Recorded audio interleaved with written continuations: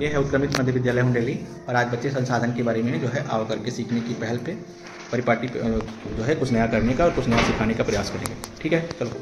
प्यारे दोस्तों, हमारी पाठ्य पुस्तक संसाधन एवं विकास के पहले पाठ्य संसाधन के बारे में हम संवाद से जानने का प्रयास करेंगे। संसाधन वह एक प्रत्येक चीज जो हमारी आवश्यकताओं को पूरा करती है उसे संसाधन कहते हैं। जैसे ये कॉपी, डस्टर, ये कुर्सी, व्हाइट बोर्ड, पानी का टैंक, पंखा और भी बहुत सारी चीजें। अच्छा, इसमें ये कितने प्रकार की होती है?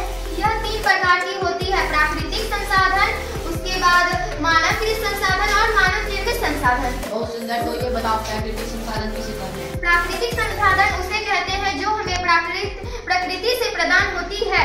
जैसे ये हवा, सूर्य का प्रकाश, पत्तियां और भी बहुत सारी चीजें। संसाधन किसे कहते हैं? मानवकृत संसाधन उसे कहते हैं जो प्राकृतिक संसाधनों का उपयोग करके बनाया जाता है। जैसे ये कुर्सी है, मेज है और ये व्हाइट बोर्ड है और भी बहुत सारी चीजें हैं। बहुत ही सुंदर। क्या मानव भी संसाधन है? हाँ बिल्कुल, मानव भी एक संसाधन है जिसका प्रयोग हम बहुत सारे कामों को पूरा करने में करते हैं।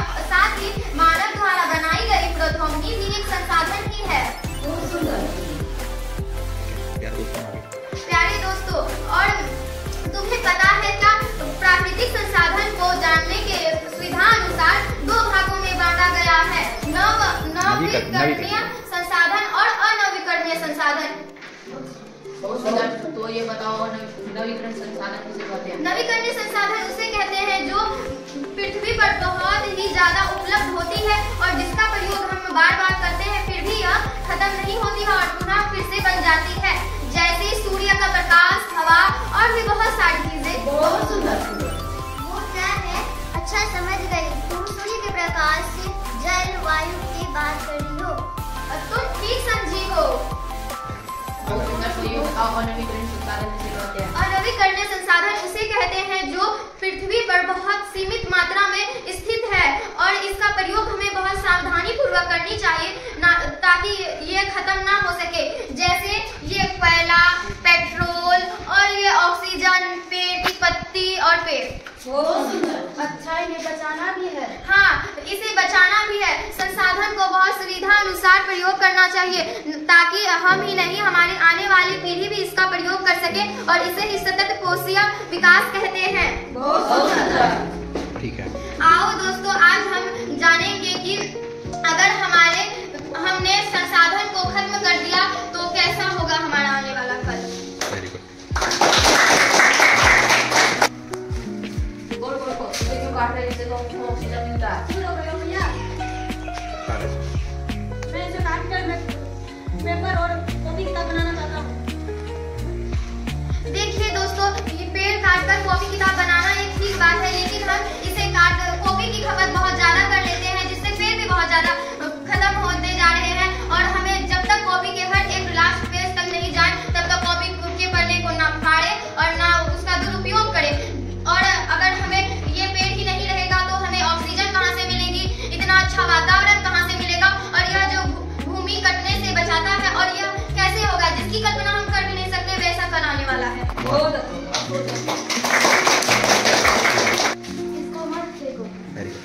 देखिए दोस्तों, हम बहुत ही ज्यादा मात्रा में जल की खपत कर रहे हैं और इससे हमें भी बहुत सारे नुकसान है। हम कई लीटर पानी तो गाय, भैंस और ये सब बहुत सारी चीजों को धुलाने, गाड़ी सबको धुलाने में व्यर्थ कर देते हैं और भूमिगत जल बहुत कम रह गया है और जल ही जीवन है।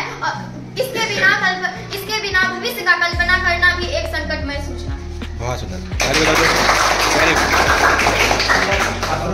तुम लोगों ने ये संसाधन के बारे में जो अभिनय के माध्यम से जो तुम लोगों ने समझाने का प्रयास किया, यह बहुत अच्छा है, बहुत सराहनीय है। लेकिन मैं इसमें एक चीज और भी जोड़ना चाहूंगा कि ये जो संसाधन है, ये जो संसाधन है, ये सिर्फ हमारी आवश्यकताओं की पूर्ति करने के लिए काफी नहीं है या आवश्यकताओं की पूर्ति करती है इसीलिए हम संसाधन करते हैं। बाकी यही चीज नहीं है, बल्कि इन साधनों के माध्यम से हम व्यक्ति को या चीजों को इस लायक बना पाते हैं जिससे आर्थिक गतिविधि प्रभावित हो सके। तब जाके हम कहेंगे कि ये संसाधन है। जैसे हम एक उदाहरण स्वरूप अभी को अगर समझे कि एक बच्चे चौक के माध्यम से ये टेबल कुर्सी और ये ब्लैक बोर्ड की सहायता से वो इस लायक बन जाते हैं, इतनी जानकारी उन्हें हो जाती है कि वो एक शिक्षक बनते हैं, वो एक ट्यूटर बनते हैं और एक शिक्षक बनते हैं या अन्य कर्मी बनते हैं, तो उसके माध्यम से उसको मासिक सैलरी प्राप्त होती है।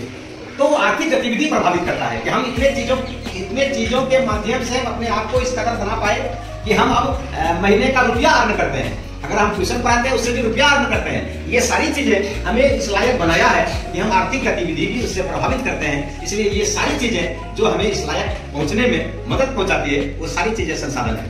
मनुष्य भी तभी संसाधन है जब वो आर्थिक गतिविधि को प्रभावित कर सके। सारी चीजों को सीखने के बाद हम आर्थिक गतिविधि को भी प्रभावित कर सके, तब हम उसे भी संसाधन कहेंगे। धन्यवाद, आप लोगों का प्रयास बहुत